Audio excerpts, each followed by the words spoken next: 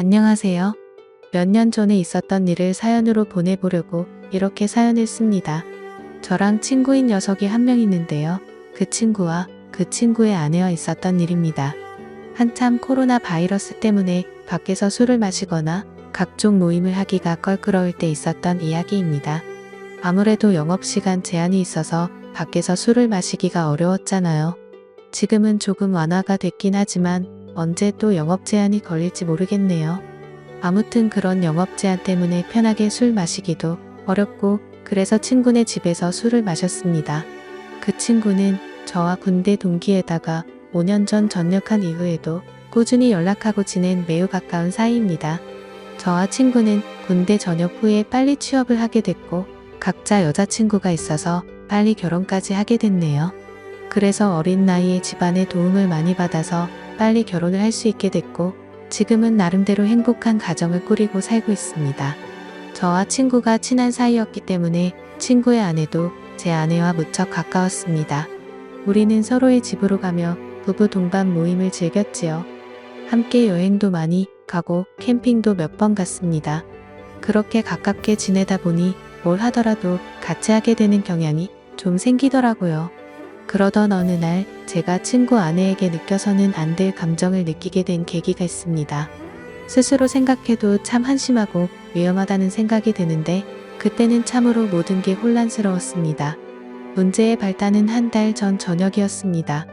우리 부부와 친구네 부부가 백화점에서 쇼핑하다가 우연히 서로를 만났고 함께 쇼핑을 하다가 저녁까지 먹게 된 겁니다. 백화점은 해운대 센텀시티에 있는 신세계 백화점이었는데 거기에 음식점이 많이 있거든요. 워낙에 백화점이 크다 보니 쇼핑하는 데에만 엄청난 시간이 걸렸고 발도 아프고 해서 따로 어디 가지 않고 백화점 안에 있는 식당가에서 함께 저녁을 먹으며 여러 대화를 이어갔습니다. 식사를 거의 다 할 때쯤 친구의 아내가 잠시 화장실에 다녀오겠다며 급히 일어서더군요. 그렇게 5분쯤 지났을 때 마침 저도 화장실이 급해 겸사겸사 일어났지요. 밥 다 먹고 운전도 해야 하는데 본격적으로 운전하기 전에 깔끔하게 화장실 다녀오는 게 좋잖아요. 그런데 화장실을 가던 중 통로 앞에 넘어져 있는 친구의 아내를 본 겁니다. 저는 화들짝 놀라서 친구의 아내에게 달려가 왜 그러냐고 물어봤는데 여기 청소를 해서 그런지 바닥이 너무 미끄러워서 넘어졌다고 하더라고요. 근데 다리가 아픈지 끙끙거리면서 제대로 일어서지를 못했습니다. 그래서 발목이 너무 아프다며 일단은 근처의 의자로 친구의 아내를 옮겼습니다. 저는 친구에게 전화해 지금 재수씨가 발목을 삐어서 편한 신발을 신어야 할 것 같다며 차에 가서 편한 슬리퍼 같은 신발 있으면 가져와 달라고 말했고 친구가 올 때까지 일단 응급처치를 해야겠다고 생각했습니다. 발목 쪽을 만져보니 통증을 너무 강하게 느끼길래 일단 신발을 벗자고 말했습니다. 그렇게 친구의 아내 신발을 벗기는데 저도 모르게 시선이 친구 아내의 발과 다리로 향하더군요. 제 아내보다 하얗고 일자로 예쁘게 뻗은 그녀의 다리는 저의 시선을 완전히 사로잡았고 그녀의 예쁜 발이 꼼지락거리는 게 너무 눈에 들어오더군요. 발도 정말 작았습니다. 그 작은 발이 너무나 귀엽더군요. 저는 친구 아내의 다리를 보면서도 안 된다고 생각했으나 자꾸만 몹쓸 눈길에 평정심을 잃었습니다. 아프냐고 물어보는 걸 핑계로 저는 그녀의 발과 다리를 주물럭거렸습니다. 그렇게 발목과는 상관없는 곳을 계속 손으로 주무르다 보니 친구의 아내가 이제 좀 그만 만지면 안 되냐고 하는 겁니다. 그래서 저는 당황하며 그런 게 아니라 혹시나 다른 데가 또 아프지 않을까 해서 그렇다며 말도 안 되는 변명을 늘어놨습니다. 그러자 친구의 아내는 피식 웃으며 예뻐서 그렇게 만지는 거 아니냐며 웃음을 보이더군요. 그 후로 저는 친구의 아내와 어깨동무를 하고 쩔뚝거리며 함께 식당가로 걸음을 옮겼습니다. 가는 도중 분위기가 냉랭한 것이 뭔가 서먹했는데 어느 순간 그녀가 제게 이렇게 발이랑 다리를 주물럭거릴 정도로 예뻤냐고 다음에 술 한번 사줘야겠다면서 기분이 좋다는 걸 표현하더군요. 그러면서 저에게 자신의 휴대폰 번호를 가르쳐준 친구의 아내 얼떨결에 저는 친구 아내의 핸드폰 번호를 땄습니다. 친구는 어떻게 된 일인지 저희에게 물었습니다. 화장실 앞에 청소를 해놔서 그런지 물이 흥건했는데 구두를 신고 있어서 미끄러진 것 같다고 말했습니다. 그렇게 재수 씨는 슬리퍼를 신었고 친구는 제게 고맙다는데 순간 그 친구에게 미안하더군요.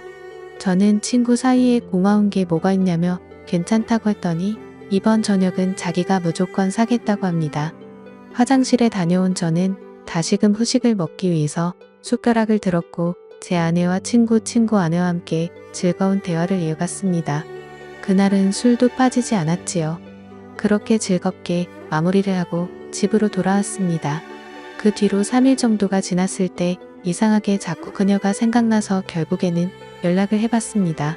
발은 괜찮냐고 병원 안 가봐도 되겠냐면서 그런 시시콜콜한 문자를 주고받았어요.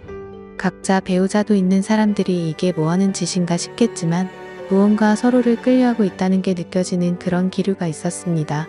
그렇게 우리는 일주일 넘게 배우자 모르게 서로의 연락을 은밀히 주고받았습니다.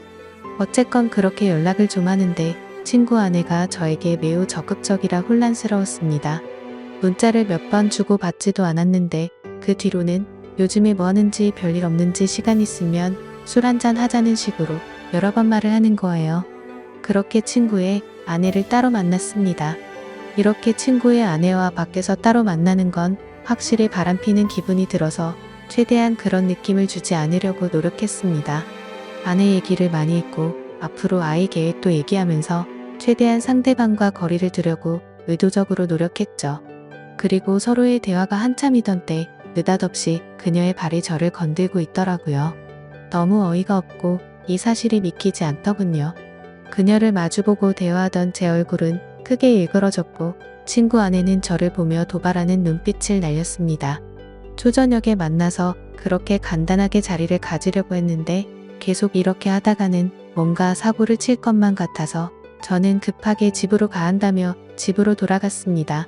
솔직히 너무 무섭더군요. 그녀는 정말 친구에게는 과분하다는 생각이 들 정도로 아름다운 미녀인데 왜 갑자기 저한테 그렇게 대놓고 도발을 하는지 믿을 수도 없었고 그럼 그녀의 태도를 어떻게 받아들여야 할지 혼란스럽기만 했습니다. 그렇게 안절부절 못하면서 휴대폰만 보고 있었는데 어느새 시간은 12시쯤이 되었고 마음이 심란해서 잠이 오질 않더군요. 그런데 느닷없이 어디선가 전화가 걸려오는 겁니다. 친구 아내였습니다. 저는 전화를 받지 않으려고 했으나 자꾸만 걸려오는 전화에 난감했습니다. 제 아내는 이 아심한 밤에 누구냐며 짜증을 냈고 저는 회사 상사 전화라며 거실로 나와 걸려오는 전화를 속삭이며 받았습니다. 이렇게 늦은 시간에 왜 자꾸 전화하냐고 말했습니다. 그러자 한동안 말이 없던 그녀는 남편이 오늘 급하게 출장 때문에 지방으로 내려간다며 우리 집으로 오라고 하더라고요. 저는 가지 않겠다고 대답하고 전화를 끊었지만 마음이 너무 혼란스러웠습니다. 사실은 미치도록 가고 싶었습니다. 도저히 그녀의 유혹을 떨쳐내기가 쉽지 않더라고요. 앉아서 10분 동안 안절부절하며 생각만 한 것 같습니다. 이건 마치 하늘이 준 기회라고 생각했거든요. 아직 혈기왕성한 어린 나이 한 명이라도 더 경험하는 것이 하늘이 나에게 준 축복이 아닐까 하는 생각이 들었습니다. 결국 도저히 그 유혹을 떨쳐버릴 수 없었습니다. 저는 자고 있던 아내 귀에 대고 회사에 급한 일이 있어 나가봐야 한다고 둘러대며 급히 옷을 입었습니다. 그렇게 집에서 나온 저는 친구네 집으로 향했습니다. 친구의 집 앞 대문에 서서 가만히 있었습니다. 항상 이곳을 올 때면 친구가 저를 반겨줬는데 오늘은 친구가 아니라 친구의 아내가 저를 반겨주겠다는 생각이 들더군요. 한편으로는 마음이 참 씁쓸했습니다. 그렇게 집으로 들어가 현관을 지나 거실로 들어서니 촛불이 켜져 있었고 와인까지 준비되어 있었습니다. 그 광경을 보고 저는 정말 두근거리더라고요. 친구의 아내 뒷모습을 보고 그 생각이 들더라고요. 이렇게까지 마음먹고 바람을 피려고 하는 저 여자의 정체가 도대체 뭔지 궁금했습니다. 만반의 준비를 하고 친구의 남편을 꼬시는 여자가 정상이라고 생각이 들지 않았거든요. 저는 일단 경계하는 자세로 그녀와 이야기를 이어나갔습니다. 그녀의 이야기를 들어보니 충격적인 사실을 한 가지 알게 됐습니다. 자기가 지금 이러는 이유는 자신의 남편이 먼저 바람을 폈기 때문이라는데요. 남편은 어느 순간부터 출장을 굉장히 많이 가기 시작했고 그런 남편이 의심스러워서 남편의 휴대폰을 조금씩 봤다고 하더라고요.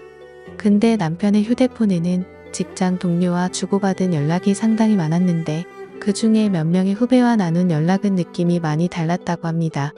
심지어 한 명의 후배와 바람을 피운 게 아니고 여러 명의 여자와 동시에 바람을 피우고 있었던 겁니다. 그러니까 그렇게 출장을 핑계대며 항상 외박을 했던 것이었어요. 그래서 자기도 바람을 필 생각으로 저에게 도발을 했다고 말하더라고요.